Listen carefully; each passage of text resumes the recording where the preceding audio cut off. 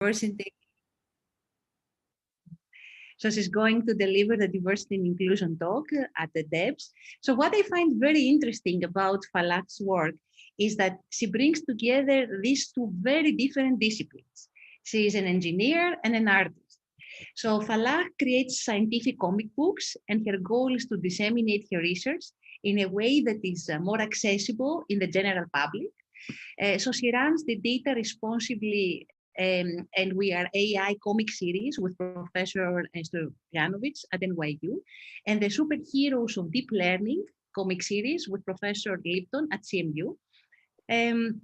Falah has a bachelor's degree in electronics and communication engineering with a minor in mathematics from Shiv Nadar University in India, and has strong industry experience in building machine learning models for access management and security at Dell EMC.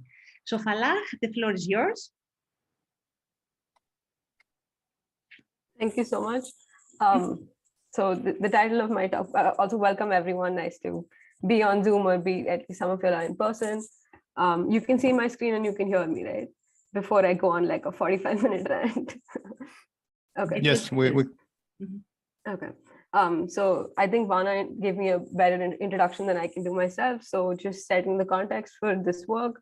I'm a first-year PhD student, so I do research, and like Vana pointed out, I do research on like societal impacts of AI, algorithmic fairness, that kind of stuff. But I'm also an artist, and I've just been drawing on and off for the last 20 years. And then a couple of years ago, I started making comic books, and sort of like this intersection of the two has shown me a lot of like the power of art to sort of like, a lot of us probably saw the new Elvis movie, and there's this line in the movie about when it's too dangerous to speak, sing. And so for me, the counterpart of that is when it's too difficult to say something, just draw it. And so the idea of today's talk will just be to share some of my work in making comic books and sort of show how this is a nice medium to sort of challenge some of the catechisms of our scientific landscape. So I'll just start by like walking you through some of the comic books, and the entire talk will be based on panels from these comics to sort of show you how you can actually make nuanced points and maybe say things you can't say in papers, and maybe get insights that you can't get through conventional papers. So the covers on your screen right now are from a comic series called Data Responsibly, which is more or less targeted towards like incoming grad students or like aspiring data scientists. So people who have an interest, but maybe not a strong background. And it's sort of to bridge these, to break this artificial demarcation between like societal problems and like technical problems. That's why it's called Data Responsibly. So the first volume is called Mirror Mirror. It's been translated into like 5-6 languages. The second volume is called Fairness and Friends, and this one bridges insights from political philosophy and machine learning. And I'll talk through more about this later in the talk. The second series that I create is called Superheroes of Deep Learning. This is a much more satirical take. Data Responsibly is a little more honest and just sort of like truthful, but this is a lot more satirical. So here what we do is we take all of the like news headlines. We don't even have to write these volumes write themselves. We take on the existing like media hype and like just draw it out and put all of our advisors, the researchers that we know about into like spandex and draw them as superheroes and sort of challenge what we understand as the most pressing problems in the landscape today. We'll see panels from these comics as well.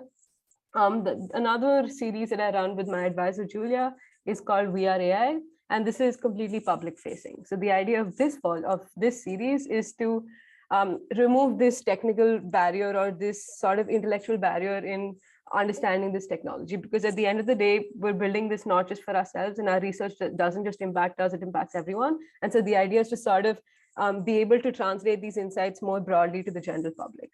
And so hopefully just from like the description of these 3 volumes, one thing that maybe might become clear is like this layers of our impact and layers of our work, which is the research is at the core of what we do, which is what we're thinking about every day, what we work on every day, our choice of problems, our methodology.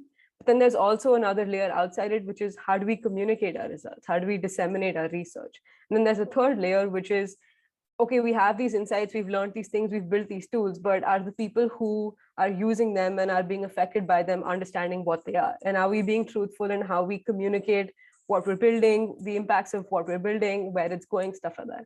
And so to continue to quote movies, ogres have onions. Ogres are like onions, they have layers.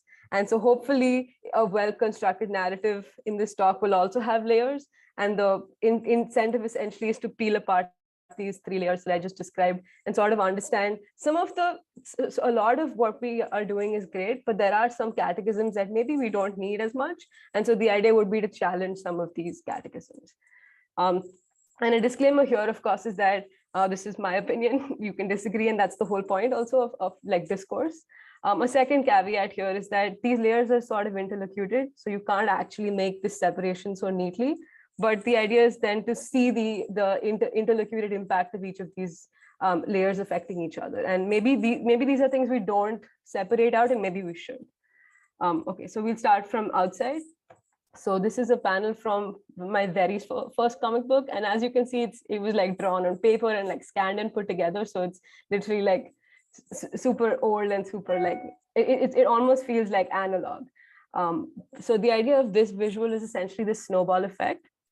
And so because I work on like machine learning AI, that's where I'll center my talk. But this honestly applies more broadly to data-driven technologies in general today. And so the idea is there's so much interest in this technology, and there is actually a lot of scope to do well. And I'm sure we all know that. That's why we're working in this area.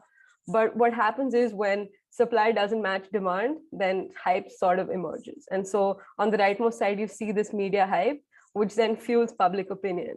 And then people who want to make like a quick buck and like make money off this technology or get into this impactful space, then start investing, which then again fuels more public hype, more media information.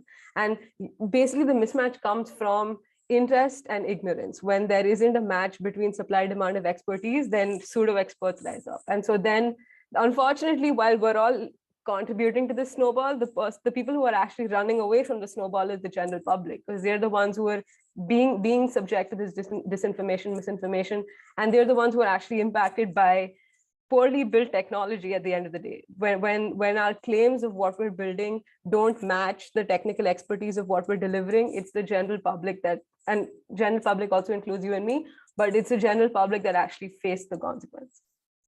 And so here's another like panel from Data Responsibly, which is it's never been a better time to be a scientist. Being a scientist or a researcher is suddenly incredibly glamorous. And so what ends up happening is we do care about self-correction, we do care about peer review, and we do care about actually maybe matching our claims with the ground truth. But we're not the loudest voices in the room, right? We're not the most powerful people. We're not the ones who are sort of framing the narrative. And so on the screen, you see Elon Musk pointing to like a self-cooking oven, which is a narrative in the comic book. And so the idea is that who are people listening to, and what are they saying, and how do we correct that? And if our correction is limited to within the academic community, and it's ironic because we're having this discussion at an academic venue, but that's the best we can do so far, I guess. Then our insights and our correction aren't really reaching broader to the people who actually get affected, right? And so this is the cover of one of the first Data Responsibly comics, and what you see on the left is what we like to call techno-optimism versus techno-bashing. And so on the left, in her left eye on her glasses, you can see like a Titanic sort of vision, and on the right you can see like a Rocky sort of vision from both of those iconic movies. And the idea is that without access to like good amount of information or genuinely like a nuanced understanding of this technology, the general public sort of bounces between these harmful extremes of techno-optimism and techno-bashing. And so techno-optimism is this idea that technology can fix everything and it's the answer to any problem. And so all disciplines will eventually just become subfields of computer science or like AI. And we're actually seeing these conversations happening about like not teaching certain subjects and only teaching computer science and only teaching data science and not really teaching like calculus. And these are actual conversations that are happening right now. Versus the opposite end of the extreme, which is techno-bashing, where Either you think that technology is going to become like an existential threat to mankind, and that we must, that like all of our efforts should be focused into preventing like a robot uprising, or you think that no matter how much you try to make this technology fair or like robust or ethical, that's just a misnomer. And so the way we sort of frame our understanding in our research, at least in our lab, is we need to be somewhere in the middle where there are things that we can do, but neither of the extremes is healthy. And what you see on the right is what we like to call the Tinkerbell effect, which is things that exist only because people believe in them as existing. So this idea that so the reason one of our volumes is called We Are AI is we have this like punchline of, we're the ones building this technology, and we're the ones who can actually frame what we want it to do and what we want it to be. And that also translates into like how we discuss our insights. And so if we're going to say, why is there so much hype? Why are journalists, saying AI is becoming sentient? We need to think about who's actually saying this and who's actually also peddling that narrative. So there's sort of a Tinkerbell effect happening here as well. So here's a valuable like way that I think comics can help. This is like the simplest way to just explain that punchline of all models are wrong, some models are useful, right? And so here we're looking at like an art gallery of like a picture of an apple. And arguably all three visions on your screen are pictures of apples, but one of them might be more useful to make an apple detector. Another one may be more useful to just like teach simple drawing using like simple shapes like circles. And one might be more conducive to an artist. But the question is, what is the application? Right. And so this idea of there is one model out there that will fix all problems needs to sort of be challenged. And this feeds into this like false dichotomy between technical problems and like social problems. We need to frame them simultaneously. So here's how we again challenge this. So the first volume of the Superheroes of Deep Learning is about the superheroes of deep learning saving a cat from a tree. And they start by sort of like building an object detector to detect cats in trees. And this is sort of where like the punchline comes in, which is we're familiar with this problem. We have like a data set, or we collect a data set. If we don't have a data set, we retrofit our problem to a data set that we have. Then we just like pick a model of our favorite model, and then we just drop the loss. And the reason why like these comic books work, and like we've gotten an incredible reaction from it, is that you're laughing because it's true. And that's like the whole point of this talk, right? This is a scientific catechism that we might want to challenge, that we're retrofitting our solutions to the tools that our problems to the tools that we have solutions to. Here's another panel which talks about essentially they don't have enough data to build the model, and so they're using helicopters to put cats in trees to collect the data set in the first place. And so the people who are actually in the problem are like, if you have quadcopters, why can't you just rescue the cat? And so this is the superheroes just laughing and saying humans and like muggles or like non-researchers. But like logically, maybe a lot of our like solutions are of this form, but who's actually thinking about it? Here's a panel from volume 2, which is about the superheroes trying to cure COVID. And so when the superheroes gather for this conference called Machine Learning for Healthcare, which is the name of the volume, they're talking about the biggest problems to face machine learning.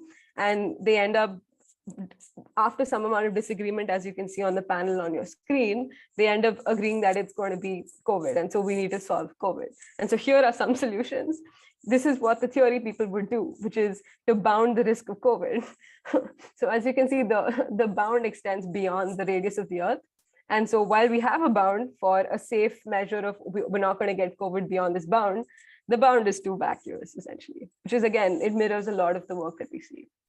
This is another example, which is, this is Judea Pearl drawn like Mario, and he's intervening on a DAG. You can refer to the volume for the full like insight there. So maybe now zooming out. So what we've seen so far is that our framing is not really matching the ground truth, and there is incentive to not make it match, right? Because at the end of the day, we want to be able to do this work. There is a lot of excitement, there is a lot of money. But here's like the long-term impact. And so again, this is from the first volume. The way I like to frame this is the fact that like scientific scholarship is like a game of Jenga. And every paper that you publish or every like insight that we agree that the community agrees is rigorous enough to call like a breakthrough or like a contribution, then lays the foundation for the next cycle. And so like maybe 5 years ago when I started like actually actively wanting to do research, this is what I faced, where you have so many papers and they're all published in like huge venues, but if the foundation is not strong, and if our peer review process is broken, anybody who comes in the field is going to build on top of that, right? And so while there's a lot of like excitement, and this is a scaling problem essentially, but how do we scale this amount of work? But it's like we need to figure this out because it's not just affecting like one cycle, it's going to affect the entire like pyramid of scholarship. And honestly, like we're like one person pulling like one block away from like the whole thing falling down. Here's another framing of this, which is we call this the pyramid of scientific scholarship, which is on the left. So we see it like the AI circus. And so the idea here is that we're sort of just building on statistical learning theory that's been around for years and years.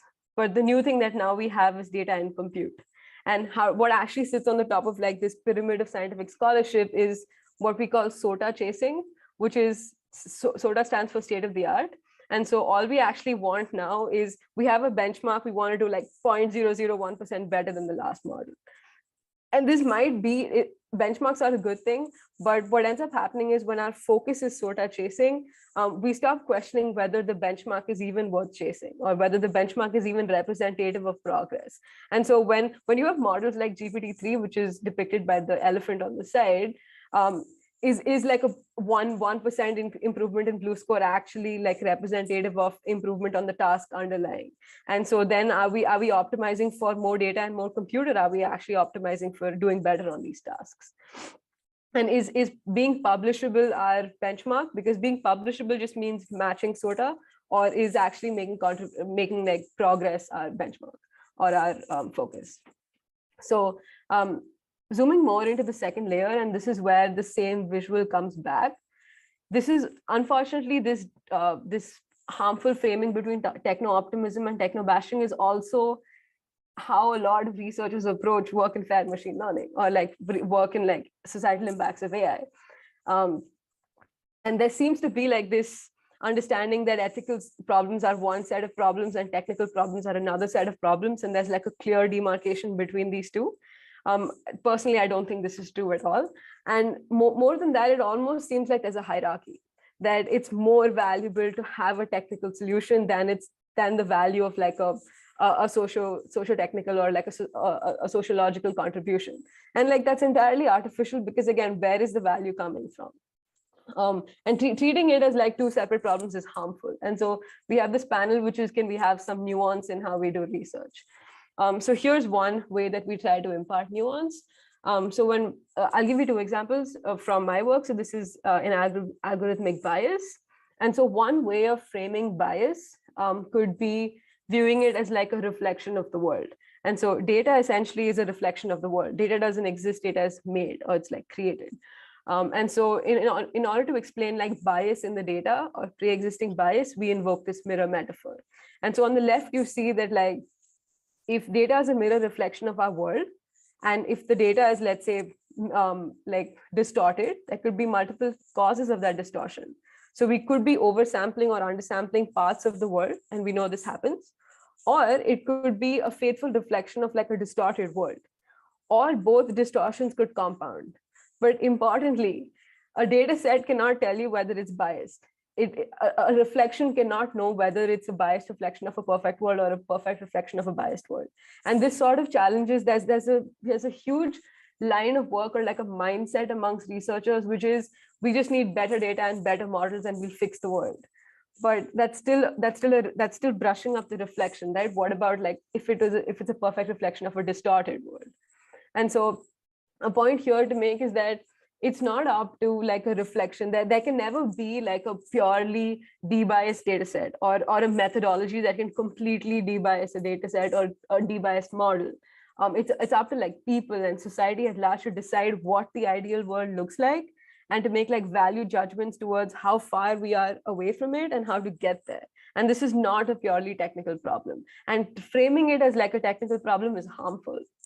And so while it may be worthwhile in applications like hiring, for example, to sort of brush up this reflection, which essentially means like debias the data or impose fairness criterion on outcomes, we can't forget that at the end of the day, we're only changing the reflection. We're not propagating these changes back into the world. And in order to actually propagate these changes back into the world, it can't only be a technical solution because these aren't purely technical problems. So here's another framing that we like to invoke. We broadly look at 3 types of biases owing to a seminal 1996 paper. This paper was written in like 1996 before we even like had any of these, like this wasn't even an area of work. So the authors you can see on the bottom right are Helen Nissenbaum and Batya Friedman. And so they frame three sort of sources of bias as pre-existing, technical, and emergent. And what we do in our comic is to sort of draw this like a dragon, a biased dragon with 3 heads. And while we have a lot of discussion about what it takes to like fight this dragon and like conquer this like bias, the one thing we do challenge here is like we can slay the dragon and just like fix the problem, but then at the end of the day, what do we do about like a society that locks up princesses and like in castles that are protected by these dragons in the first place? So while one framing could be slay the dragon, we need to look broadly as to like why was the princess in the castle in the first place. And I feel like this like is more amenable to like a comic book or like a narrative than like a paper, because like how do you explain this in a paper to sort of like tie into it back into like why I'm even telling you about this. Here's another framing. So we have like one panel in our comic that talks about like the AI circus, which I spoke a little bit about earlier. And the point really here is that if our scholarship is a reflection of our ideas, then we can't afford to like censor or erase the voices of entire demographics. And like if our products and what we build are reflections of important problems that we're trying to solve, then we can't just build solutions for one demographic. You actually have to build solutions equitably for society as a whole. And so what we're showing you here is like a ticket to the AI circus with like real world examples where systems have gone grotesquely wrong. So stuff like wrongfully sending a person to prison, then gender shades, which is the disparate performance of facial recognition software. Then stuff like how do algorithmic systems encode gender? What about people who don't conform to binary notions of gender? Stuff like that. And again, the idea is that you can't just frame this narrowly. And this is another panel, which is to sort of go back into the layers that we were talking about. Maybe this disparity comes from even how we publish results, right? If a venue is going to ask you to have like 10 experiments on a certain application, then you will focus on like technical results of like maybe like a societal framing. And so this needs to be like a broader adoption where you can't even what we're expecting from like a piece of research or like a project cannot be to like either publish results on like societal aspects or technical aspects. You sort of need like broader venues, and there are venues coming up, but they're still sort of like limited. And one thing that's almost dangerous and that I fear is that it can't be one set of researchers who are thinking about this, right? This needs to be like, you wouldn't publish a model that's not accurate. But why is it one set of researchers who have to think about whether models are fair? This should be something that everybody's thinking about. And so this is sort of the panel that talks about, we think about data, we think about compute, we think about math, but then we forget like all of our problems, all of our framing are impacted by societal biases. And not everyone even cares about thinking about these things. Okay, so this is like my favorite section because this is literally what like I've been working on for the last couple of years, which is, so we've done 2 layers so far. We've done general public, and maybe that's more obvious that obviously people like to read comic books, so it's easier to communicate to the public using comic books.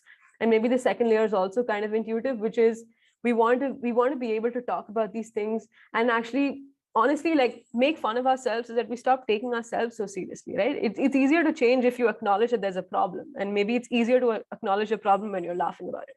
And so maybe that's also obvious, but like this inner layer is something that I've only like realized in the last couple of years, which is if you want to do like interdisciplinary work, truly interdisciplinary work, you can't sort of have like a you can't put like one discipline above the other discipline. There needs to be like a third language within which you communicate.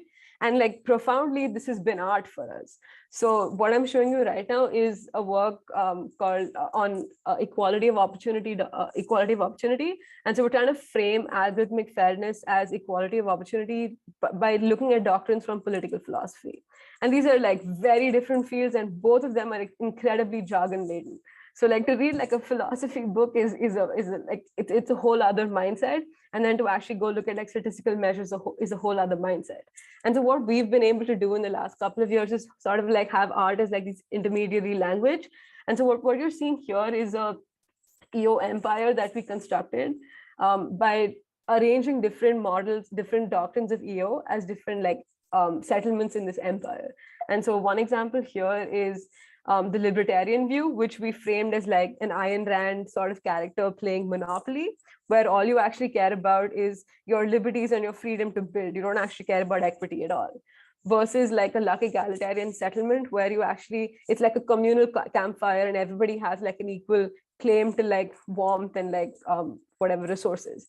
And so this surprisingly is actually, it's a paper, it's also been like a tutorial at FACT. And so FACT is the ACM Conference on Fairness, Accountability, Transparency, which is one of the leading venues for this kind of work. And we did like a tutorial entirely with comic books, and it was extremely well received. And so the idea is that we need to think at a common level, and maybe this is one way to think about it. And to tie into like a workshop that we had a while ago with Panos and Vana, the idea isn't that you have to draw. The idea is you have to think at like this level, where like it shouldn't matter what, like whether we're speaking in math or whether we're speaking in like 200-word complex languages. The idea is to just like think at this level in terms of like metaphors, or think in terms of like accessible ideas. And it's really not about the drawing itself. Here's another way that I think this could help. So one area that we're really concerned about too is regulation and like accountability of algorithms. And so here what you're seeing is like a couple in the couples therapy, and one of the couple is like the coder with like a scientist, which is the woman, and on the right is like a lawyer. And how do you get these two disciplines to talk to each other? Because these are different levels of abstraction at which these disciplines view these concerns. And so while inherent like objectivity and interpretation is like a characteristic of law, it's like a hindrance for technology, right? Because how do you write out a rule if you don't know what the rule is? You can't have like an interpretable rule that interprets it differently based on where it's applied, right? And so maybe this again, so the moment you have to like bridge insights across disciplines, maybe we need like another medium, and for us that's been art. This is just like my pitch on we need more inclusive voices, which essentially comes down to the fact that lived experience is a very important part of framing solutions well and actually thinking about these problems critically. And in order to get people with the right lived experience, we need to be more inclusive, whether that means more inclusive venues in terms of the kind of work that we accept, or that means more inclusive, like one step behind, which is just how we even do research, our methodologies. We need to be more like conducive to more different ways of doing research. And then one step ahead, which is how we communicate our research and what we even see as valuable. Do we perceive making our research accessible to the public as valuable? For now, we stop at, okay, it's been accepted to a venue, now we're good, let's move on to the next project. But maybe there needs to be one more step in that pipeline, which is we understood this, can we communicate this to like a 10-year-old or like my mom or like her friend? So maybe that also needs to be valued more in the community. So another reason why I think we need more diverse voices is that it's difficult to conceptualize alternative solutions outside our current scope of thinking. And so a couple of years ago, we had this like huge Twitter fight about a very prominent researcher in the community, I'm not going to name them, was like, the way you fix this is the way you make this model unbiased is by training it on unbiased data. This is not a problem, you just need unbiased data. But that's the whole point, right? When you come from a space of designing technical systems, that's where you think your solution lies. But you need diverse voices to even like throw up or broaden that frame of like what possible solutions actually exist. And maybe like we need more people to actually expand our horizons on what is a plausible or a good solution. this panel is our punchline for grounding technology in people. And the idea essentially is educating people is an act of transferring power. And so educating the masses and educating people more broadly is important, even if it takes more work. The punchline of this panel essentially is we're all responsible, because when we talk about like data responsibly or AI responsibly, it comes down to who needs to do this work. And let's be honest, we're all on the lineup, and we all need to take responsibility.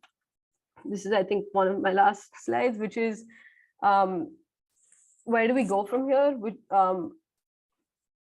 In all three layers. As like a person who reads an article in an area that might not be exactly what we're working on, as somebody who communicates what we have worked on, and as somebody who even decides what to work on. And the answer to that essentially is like nuance and actually like critical thinking. And it's sad that like we need like satirical comic books to remind people to do this, but if that's what we need to do, that's what we will do. I will just end by linking to all of the comics that were shown here. There are more than will fit on the slide. And so please go check them out. The link is at the bottom. And I will end by thanking my collaborators, without whom this would have just been me making comic books in like my basement and nobody ever reading them. So thank you for your attention, and I can take questions. Thank you very much, Falah, for this very interesting talk. So let me open the floor for the discussion. I welcome everybody, either online or those at the conference, to please ask your questions to Falah. So I'm looking at the chat. So if you're online, feel free to say your name and then ask the question.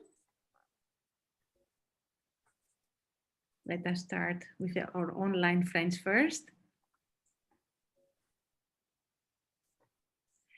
If not, then we... I have oh, yes, Genoveva, yes, thank you very much.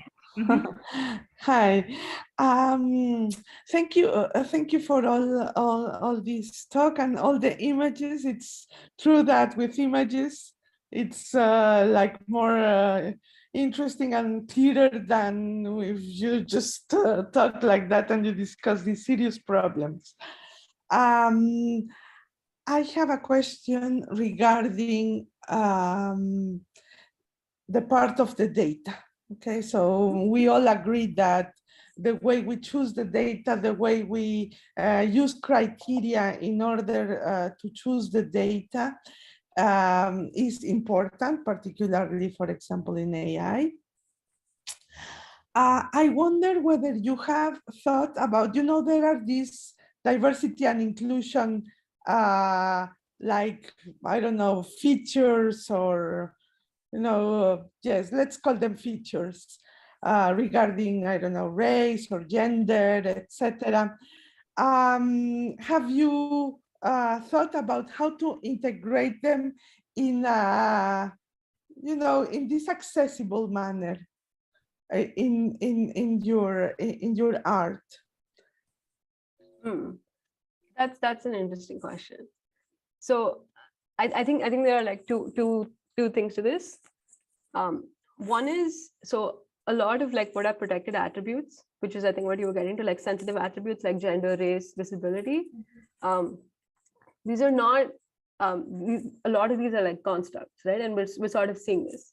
We're seeing that race is a construct. Like, we've known this, but as like technologists, we're seeing this as like a new thing, maybe some of us, right? And so even challenging these categories as being static, or these categories as being like characteristics of people. And I think I have like there was like a visual on this. It didn't explain it, but I'll explain it now. This one, right? So on the left essentially is, so this panel essentially was, it's a work called Decoded Reality. And the idea essentially is to take different steps of like a machine learning pipeline and explain like the societal manifestations of it. So on the left is the label selection, not just like feature selection, but like labels. And so the idea here, so what you're seeing there is like somebody shooting an arrow onto a landscape and dividing it into like islands, and people who don't fit neatly onto islands are like falling through. Yeah. And this is something that I don't think people challenge, right? So a lot of us, like when you come into like work on like data science, you're given a data set and you know this is the label, but you don't actually question whether you start out right, exactly, whether the label is even representative of like ground reality, and a lot of times it's not, right? And it's the proxy to a problem we want to solve. It's like a proxy from the problem we want to solve to the problem we can solve, right? But that's not like the truth of the world, right? And so this idea to even like challenge what are the assumptions that go into like one line of code, which is just model.fit x-train y-train. Where did y-train come from? What does y-train mean, right? So to sort of like explain that out. And on the right side of this panel essentially is, we know, so everybody says garbage in, garbage out, biased data, biased model, right? But then how do you even assert whether a model is biased? So what you're seeing here is that the top part is obvious, where we know if the data is biased, the model will be biased, but who's actually perceiving or who's actually deciding whether this is a biased model or not, right? And so if you don't have people who come from a lived experience of knowing that these models have like disparate impact or like undesirable properties, then if it's always going to be like the white man who decides this model is biased or not biased, no model will be biased because it's not biased for them, right? And so to lead into your point about like diversity and inclusion, we need like diverse people at the table to even decide whether these are problematic like properties of systems or not, right? And so yeah, this is maybe hopefully one way to put forth that point. Well, the other one was your example with the dragon and the princess, the question of why is he even locked? Right, exactly. Before starting to think about the dragon, let's figure out why is he locked. And like, so this is also like something, so we weren't thinking about this, we were just drawing a dragon, and then we realized that like every like fairy tale starts with there's a princess in a castle, but like who locked her up in the castle in the first place, and like why is that our framing of like these like narratives, right? Yeah. Thank you. Thank you very much for your question. Thank you very much for the question, the answer, Falak. Actually, I have a follow-up question, because it seems to me that many of your ideas for the comics are related to people that have actually a background of data science, right? So either they're working on AI or they're working with data and so on.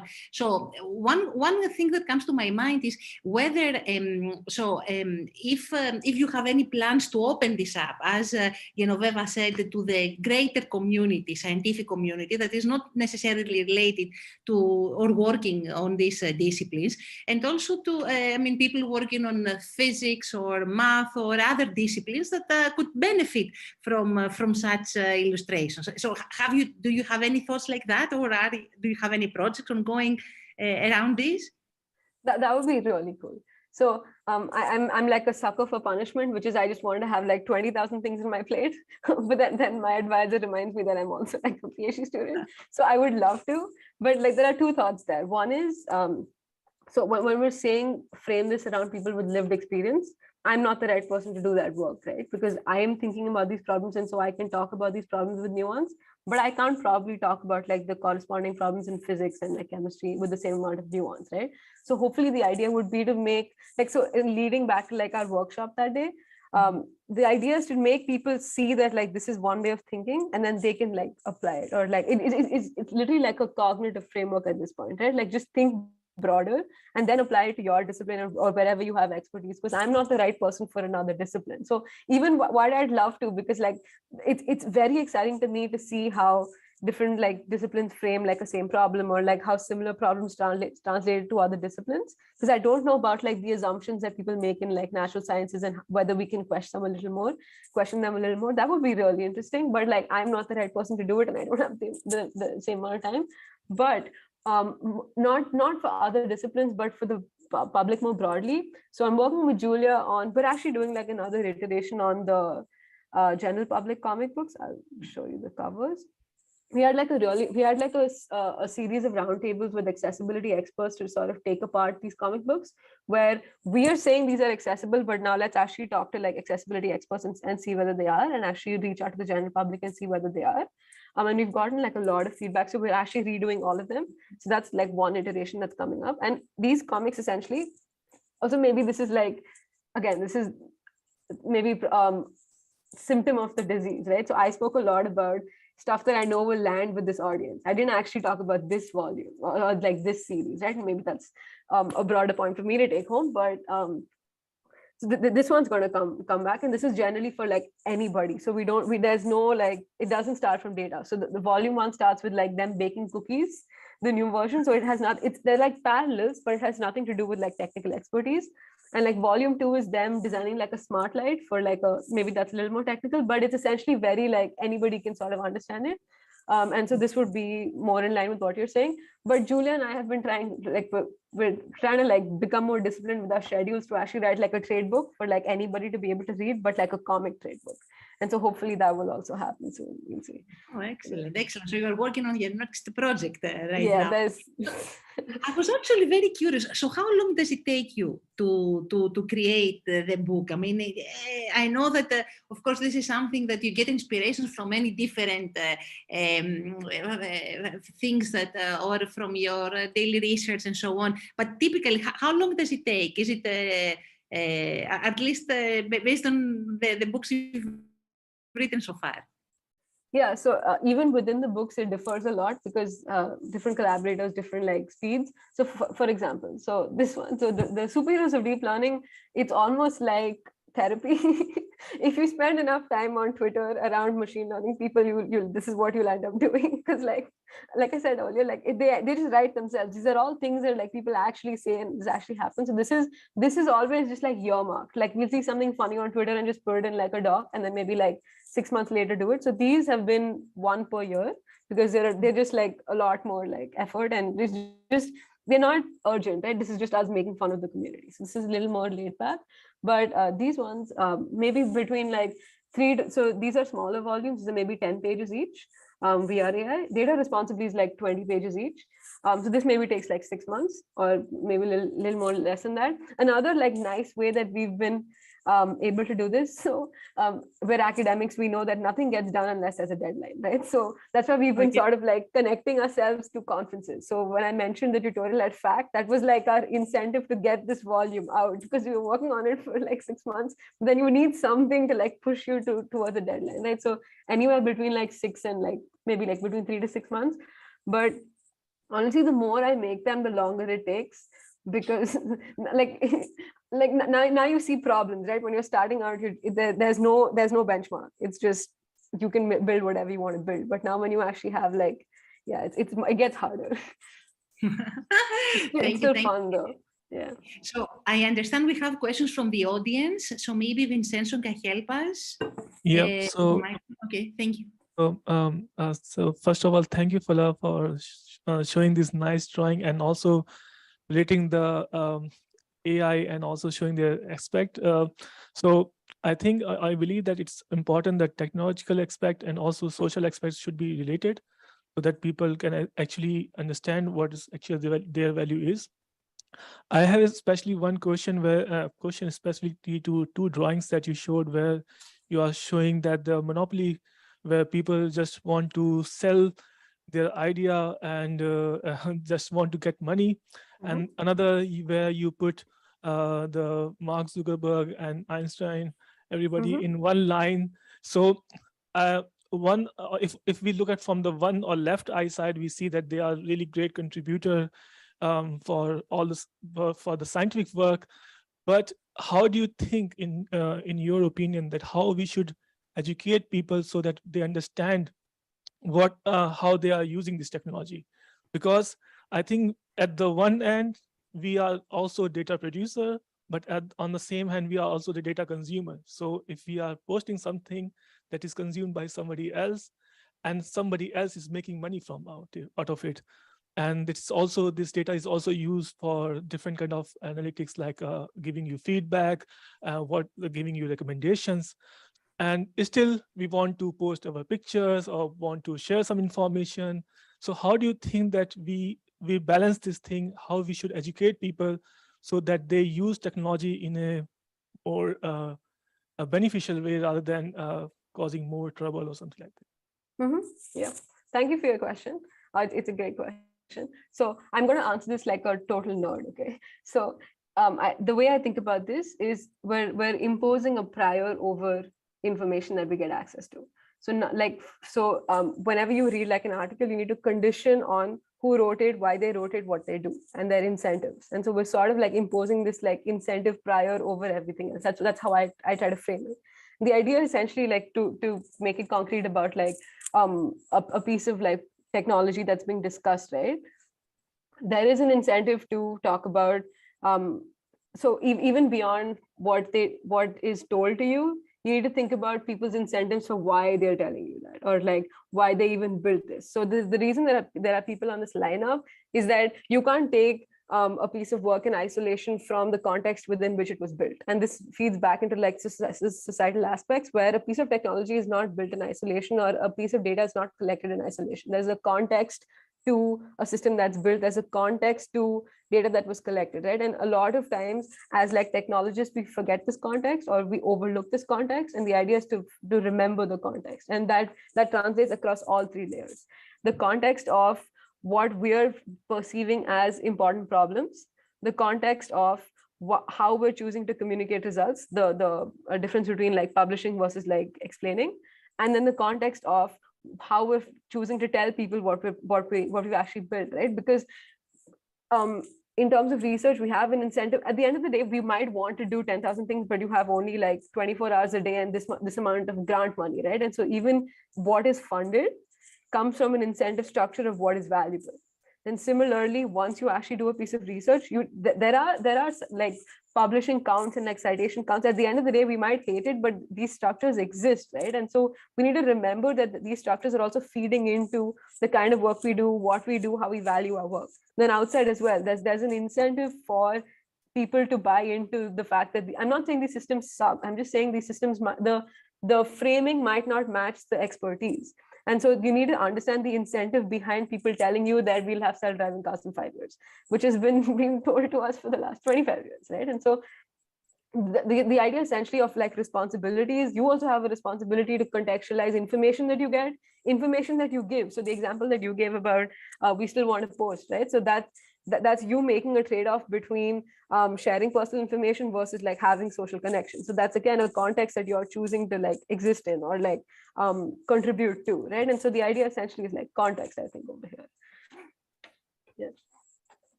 Thank you very much.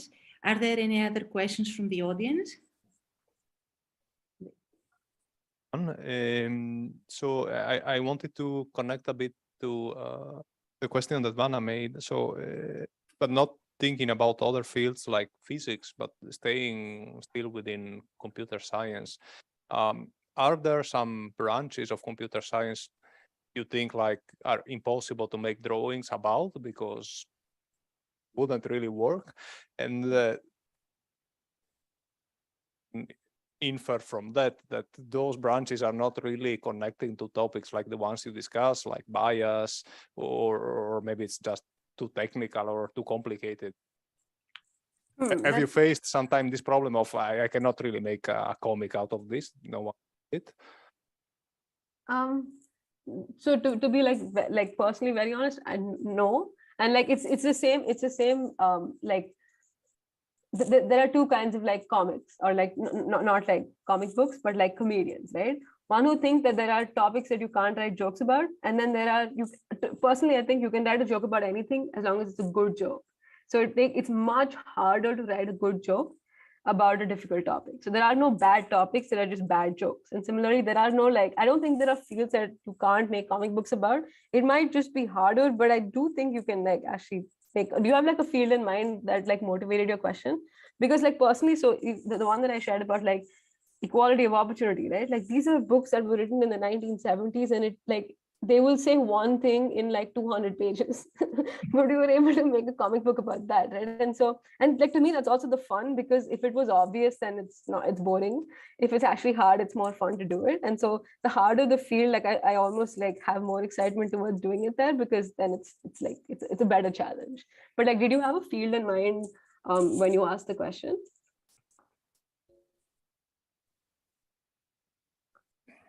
So I guess, as you said, you need to take topics that are fairly complicated or require many years to be mastered, and then translate them in a way that can be understood by people that doesn't have the same training. And I wonder if there are specific, let's say, topics or subfields in which making this translation becomes a bit like probably too challenging, or makes the message come out a bit weaker than you wish. So I mean, it was more a question of that type. Like, I mean, talking about AI and what could be wrong in doing something with AI, I guess it's easier to a certain extent than doing with some other topics. So it was more on this type of question. That's interesting. So one thing that's like currently in the work, but actually two things. One is we're trying to do a volume on like the data science life cycle and like a reductionist versus like a holistic view. And it's been very hard because the idea essentially is to take like a data set and show like pre-processing, then show like augmentation, then show like modeling. That we don't really have like one metaphor that fits all these three, but we are still like sort of getting there slowly. Another one that we're trying to do is like differential privacy. Like, what is epsilon in like differential privacy? And like, to me, that's like a huge, this needs to be explained, because like we don't understand it and the public doesn't understand it. So when Apple tells you like it has an epsilon value of something, it doesn't really like, what does that mean? And so when Apple's telling you it's private or like it has data privacy, what does that mean? This is also like one area that we're trying to like write into metaphor. And this is a lot more technical than maybe like bias is perceived to be. I wouldn't say is, I would say perceived to be. But yeah, so that's in the works. And there are like, I'm not going to spoil what's going to come, so I'm not going to tell you how we're framing it, but the answer essentially is like, it takes iteration. So even the mirror metaphor that I explained, that was like the third iteration of that metaphor. So you just have to like stick with it enough. And it also like refines your understanding, because it's honestly easier to write papers after like constructing like empires and stuff, because then it's that much clearer. Because if you can answer a question of a 10-year-old, I'm sure you can answer like a question of somebody who has similar context or similar background, right? And so it's fun to do it. Yeah. But now I feel like I'm going to start a list of like topics that I try to make comic books about and that I don't have visuals for, because I'm interested in this answer now. Yeah, thanks for your questions. Thanks. Thank you very much. So my next question would be, so is your PhD thesis going to be a thesis or a comic book? So don't spoil the surprise. We have to find out in a few years. You know my answer. Yeah, you know what my answer would be. I think so. I think we all do. I'm not sure if there is I don't know if there is any other question. We're getting close to the end of the session. So if there are no other questions, so I would like all of us to thank Falak for her very nice talk, very interesting talk. Thank you very much, Falak. Thank you so much. And looking forward to hearing more about your research and your PhD and the comic work next year at DEBS. And please share your news with us. We will be very happy to hear from you at next year's DEBS. So thank you all for attending the session. This is the end of the diversity inclusion session. And let me interrupt for a moment. Besides thanking Falak for the very interesting and always thought-provoking talk, to remind everyone about the questionnaire, the D&I questionnaire that goes hand in hand with all our effort to become more inclusive, more diverse, and also create a feeling of belonging. So please, if you have not already submitted your survey, the survey is available on the VGate as well as in your mailboxes when you register. So with that, I pass the mic back to Vanna. Yes, thank you very much, Pano. Thank you very much for the reminder. So I guess this is the end of the session. I'll pass the mic back to Pano and Vincenzo for this time for the break. Yes, so we are going to take a break and we start again in half an hour. Yes. Thank you. Thank you all. See you later. Bye, everyone.